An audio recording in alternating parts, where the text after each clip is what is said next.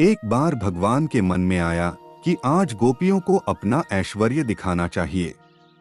ये सोचकर जब भगवान निकुंज में बैठे थे और गोपियां उनसे मिलने आ रही थी, तब भगवान कृष्ण विष्णु के रूप में 4 भुजाएं प्रकट करके बैठ गए, जिनके चारों हाथों में शंख, चक्र, गदा, पद्म था। गोपियां भगवान को ढूंढती हुई एक निकुंज से दूसरे निकुंज में जा रही थी।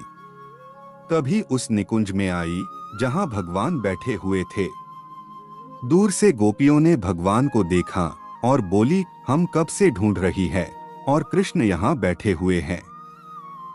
जब धीरे धीरे पास आई तो और ध्यान से देखा तो कहने लगी, अरे ये हमारे कृष्ण नहीं हैं। इनकी सूरत तो कृष्ण की ही तरह है, परंतु इनकी तो 4 भुजाएं हैं। ये तो वैकुंठवासी विष्णु है।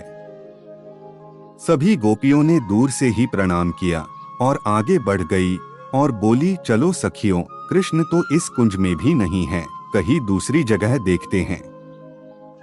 ये प्रेम है जहाँ साक्षात भगवान विष्णु भी बैठे हैं, तो ये जानकर कि ये तो विष्णु है, कृष्ण नहीं, गोपियां पास भी नहीं गई।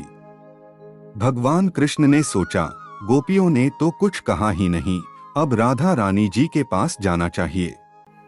ये सोचकर भगवान कृष्ण वैसे ही विष्णु के रूप में उस निकुंज में जाने लगे जहां राधा रानी बैठी हुई थी।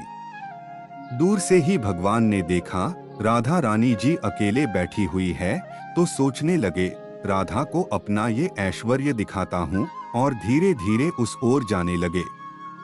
परंतु ये क्या, जैसे जैसे कृष्ण राधा रानी जी के पास जा रहे हैं, वैसे वैसे उनकी एक एक करके चारों भुजाएं गायब होने लगी और विष्णु के स्वरूप से कृष्ण रूप में आ गए, जबकि भगवान ने ऐश्वर्य को जाने के लिए कहा ही नहीं, वह तो स्वतः ही चला गया।